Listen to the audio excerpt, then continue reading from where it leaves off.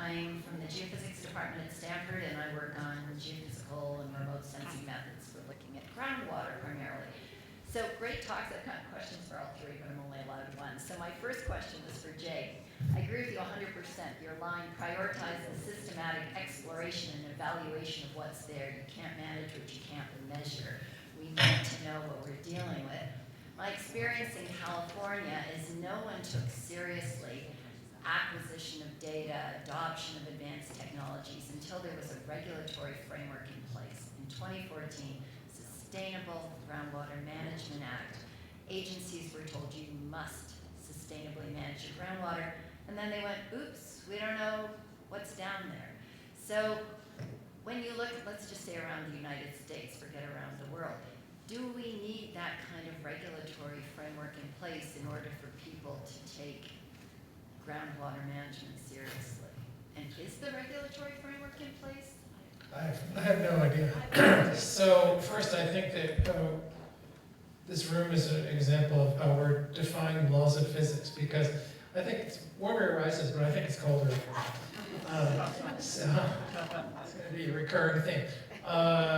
Yeah, I don't think we have that regulatory framework, and I think that we need one. I do. I mean, there's a lot of discomfort with the idea of national level, whatever, intervention on groundwater, but I think we've shown that we can't really do it.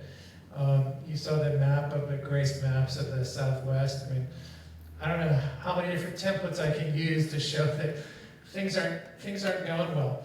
So, it would be one thing if every state could really push forward and have a very strong, sustainable groundwater management plan that where they can show progress. But if they can't, then I think we need some kind of national framework. I think we need help. Sharon, do you know across the states, how many states have a regulatory framework for groundwater? Hi, good morning. I'm Stacey Timmons, and I'm the aquifer characterization, pushing that effort here for New Mexico at New Mexico Tech. And here in New Mexico, we've been really trying to advocate for exactly what Rose and I were just talking about, trying to get further information about what our groundwater looks like in great detail so that we can manage it better. And I have noted a number of times to our decision makers that it takes quite a bit of time and resources to accomplish this, and kind of looking at your slides, Jay, feeling the urgency of getting some of this done.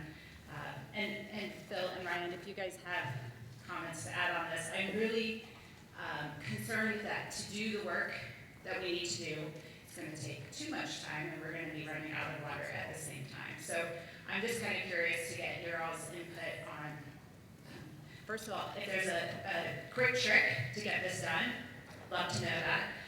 But then second, if there's ways that we can kind of start getting comfortable with not knowing with certainty and having a certain amount of risk, or what are the thoughts on how we can move this faster, or if we should?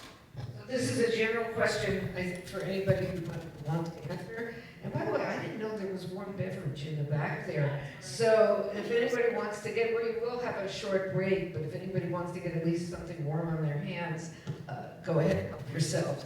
But who might like to tackle that question first? I'll take a stab at it. I guess I'm on, right? We certainly, working with Stacey has been very educational for me. I was always focused very much on the lower Rio Grande. Totally focused. I, in fact, made a conscious effort not to go get involved in the Pecos or anything like that, because I just focus on the Rio Grande and the lower Rio Grande and try to do that right. But looking around the state, the data gaps are just profound. I don't think gap is the right word, because gap kind of implies it's a narrow space between two landforms or something. It's just sort of an ocean of lacking of information. Another, time is of the essence, and it's difficult to get the data together to make the decisions that need to be made. But in the lower Rio Grande, for example, we are in a comparatively data-rich environment, but we are also flat out of time because we lack the legal and political will to do anything. As I mentioned, we've basically been in this lawsuit since 2011. I would actually say that we've been in this lawsuit that I've been involved in since 1998. And if it all comes down to litigation,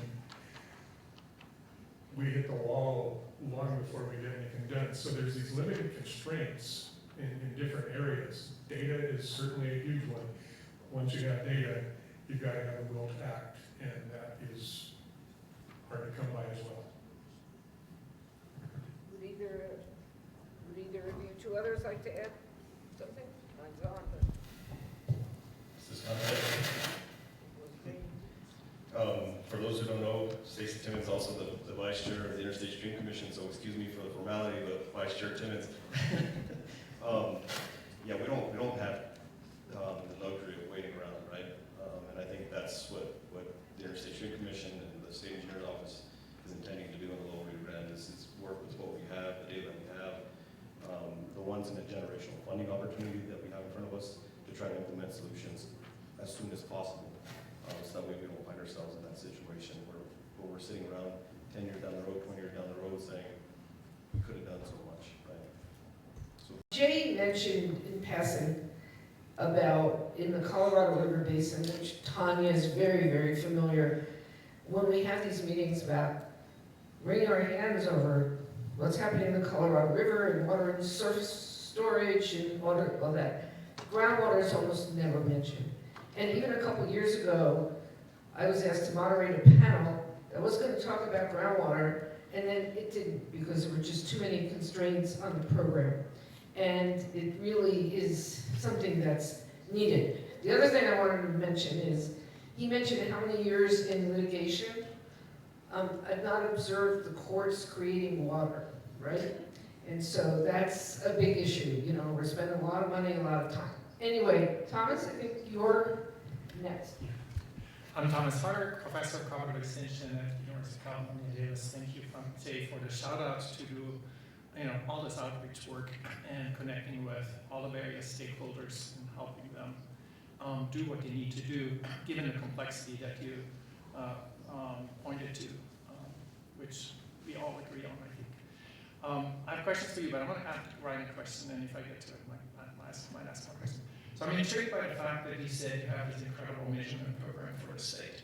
California really struggles getting appropriate measurements on even surface water diversions, but let alone groundwater pumping.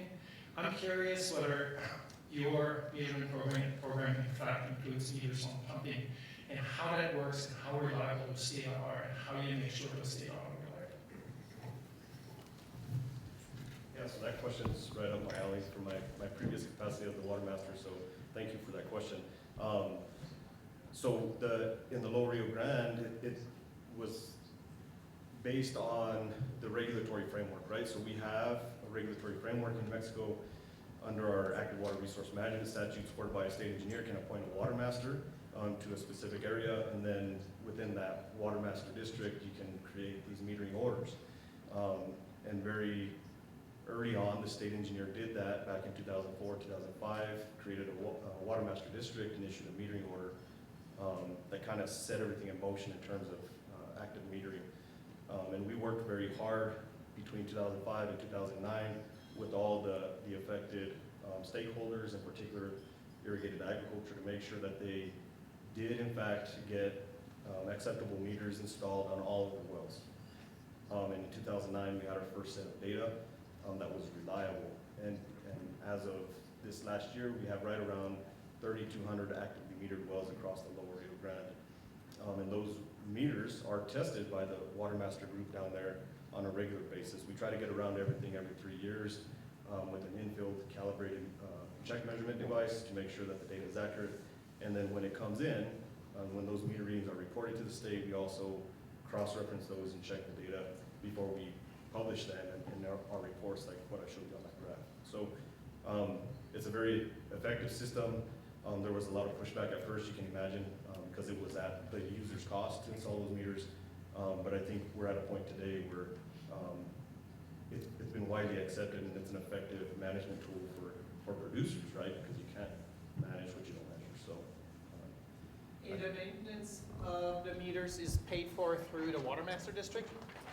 It's on the backs of the user themselves, right? So they have an obligation to comply, and those meters have to be within a certain specification rating. I'm a biophysical scientist, as I believe all of you up here are. And I've become, so I work mostly in the Ogallala Aquifer, I'm here more on an advisory capacity. And I've come to really firmly believe that we know enough. And so I guess my question is sort of a challenge to the group is, I do think that, you know, Jay's, your work that gets the national attention is incredible. So I think the challenge we've had in the Ogallala Aquifer, I'm just going to talk, in working with producers and the irrigating community is the messaging that the sky is falling and nobody cares has been really demotivating for them. And so how do we think about, I firmly believe that we actually need to invest a lot more of our research funding and funding in general in more of the social science and how do we work with communities, how do we deal with governance. I don't know that it's top down, as Mary was saying, but I'm curious, like, to what extent can we as biophysical scientists actually kind of advocate to deprioritize the tech solutions and that we just need fancier tools to measure to actually get communities to address some of these challenges. So that's my sort of challenge question. So one thing, so I'll give two examples, one that I think worked well and one that's in progress. And one was in California. So I was at UC Irvine for a long, long time, and it turns out it's very close to the Orange County Water District and the groundwater replenishment system, and they do sewage recycling, right? And so they had to combat in a very big way the toilet to tap. And so they just took it on like they knew it was going to be a problem. And I was told they spent something like 5 years doing town halls. And someone was the former manager, like Marcus said, it was a lot of pizza, right? Like just a lot. And it, you know, now it's sort of like the prototype for the rest of the world. We're doing a similar thing in Arizona with these rural groundwater workshops, which are basically going out to communities. First of all, the communities have to want them. So I think we put out a call. So I'm relatively new to this issue. So I think we put out a sort of call for like, do you want to have one of these? And then people apply for them. But they seem to be working well, and it's much more about, you know, not about the technology. It's not. It's more about sort of explaining the situation and building it up from a grassroots perspective. So, you know, the jury's out, but I think the bottom up is the way to go, or an important way to go. Anybody else, Michelle? Yeah, I would certainly agree, you know, in my own career, particularly working in like rural international irrigation development, working with social scientists has been extremely educational for me. In a lot of situations I learned more from the sociologist's questions than I did from my own. There's a lot going on here, and I think it's kind of the elephant in the room is the people's attitudes and things like that, which engineers are not the best people to assess. That said, there is an effort that I'm hoping will get at sort of the societal values and issues going on in Mexico here. A couple of years ago, the legislature passed the Water Security Planning Act, which launched this statewide regional water planning effort. And that really is, it's to bring together the water users by region and kind of force them to face the music. In the lower Rio Grande, I think that, you know, we've got this Supreme Court case going on, but the water users themselves really need to come to an understanding of and an approach to address the inevitable, because, you know, the math doesn't lie. Yeah, and I'll just add and agree with both Jay and Phil approach seems to be like it's the best way forward, and that's what we've seen be successful in the Lower Rio Grande. I think the communities they're a little frustrated with the duration of litigation, right, and the lack of resolution.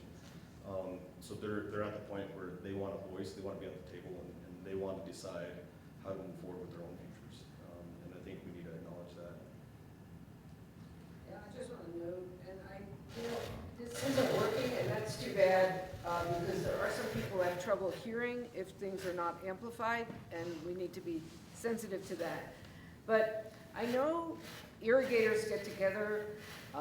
Irrigation Leader just had a meeting in Phoenix.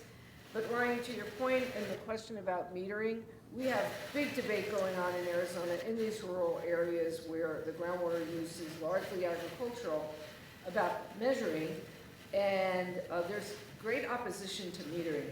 So we'd love to have some of your folks maybe come over and talk to some of our folks.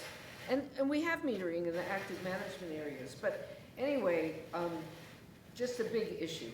Helen, you had a question.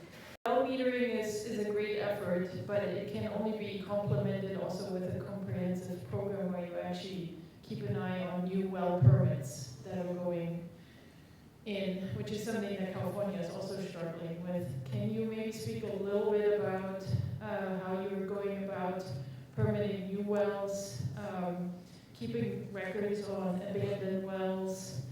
And then I had another question for the entire panel. I wanted to hear your opinion on, do you think we have, with all the tools, GRACE, satellites, metering, local measured data, do you think we have adequate data to really close the water balance, the water budget in the various regions in the United States? I'll take the first. I'll take the first part of that, and thank you for the question. You're kind of giving me a great opportunity to talk about our successes in New Mexico. So yes, we do have an effective permitting process in New Mexico, and in the Lower Rio Grande, we've been doing it since about 1980. And we issue new permits for replacement wells or supplemental wells. They have very specific, pretty stringent requirements associated with them. And the bigger component of that is being able to enforce those conditions of those permits, and that requires boots on the ground. And again, that goes back to the active water resource management statutes, appointment of water masters and assistant water masters to be able to do that to make sure everybody's complying. So yeah, I think we've done a good job in the Lower Rio Grande. Some would disagree. But to your point, there's other states across the West that haven't even started. And we have a long track record of doing it pretty successfully. You want to handle for a second? She asked it of all the panel. Yeah, I'll let the other gentleman address the second half of that question. Can I make a quick comment? Yes. So on the boots on the ground comment, I think is really important. It's being, and it kind of is a reply to this question about national legislation on groundwater. It seems to me, and in my experience as well, this working with the locals, and then the enforcement being local is so important to actually make this work that I don't see a state like California or the federal, let alone the federal government, being in a position where they can actually enforce a groundwater law on the ground. It has to be done locally. It has to be done locally, you're right, and the relationship building is a big part of that, trust building, right? You have to create an environment where it's not the government coming in and telling you exactly what you're going to do, right? It's you working together to find common ground and reasonable solutions. And that's been the way that we've been effective in New Mexico. So I agree. So I think a good role for the federal government is that sort of backstop, the backstop that maybe DWR or the State Water Resources Control Board is playing in California, which is if you don't have a policy, if you don't have a plan, make a plan. I don't think there's any role for enforcement. I see it as a role for, make a plan.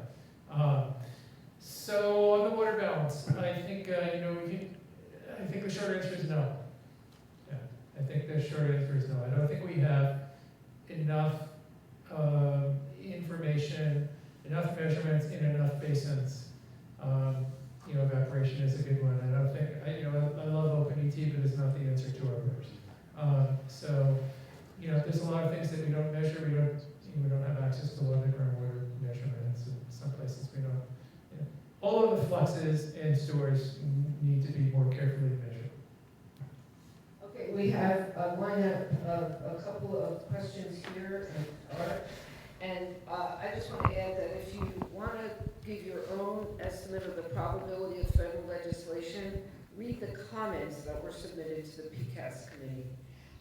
And frankly, I don't even think it's in the realm of possibility, so just read those comments. But let's go to two more questions. We know we have more, but we're running out of time, and there will be time over lunch and at the break, so here we go.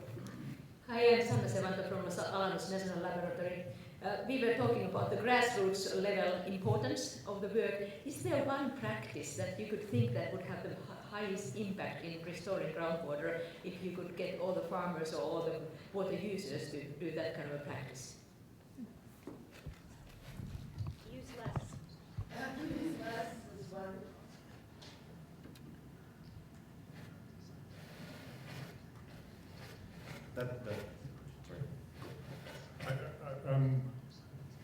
I guess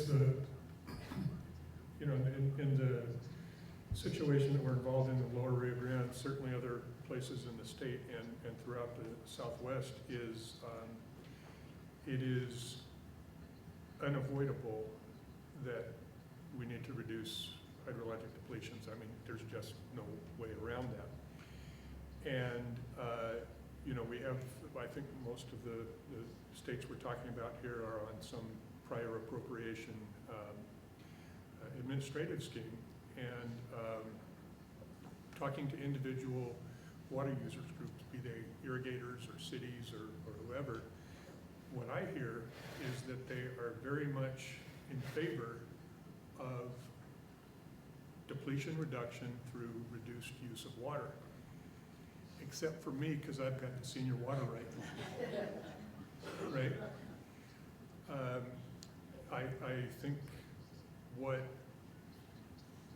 is really necessary is for the water using community to develop a healthy sense of community, and that's a tall order. And I agree with Phil. I would frame it a little differently. I think that solution is shortage sharing, right? So each of those individual groups come together and identify areas where they can reasonably cut back and reduce for the greater good. And that's really the approach that we're trying to take in the Lower Rio Grande. I think there's some commitment from the community to do that. We've got a lot of data in California. We have gaps, but we have a farmer who has 3 or 4 agencies that are trying to get information out of them, and they're aggravated, whether it's the irrigated lands program, it's the groundwater program, it's the surface water deliveries, it's the fertilizer calculations, whatever it is. We have a lot of data programs, but we're not working on it in an integrated way. One section in one state agency doesn't even get their data into the master database. They hold their own databases.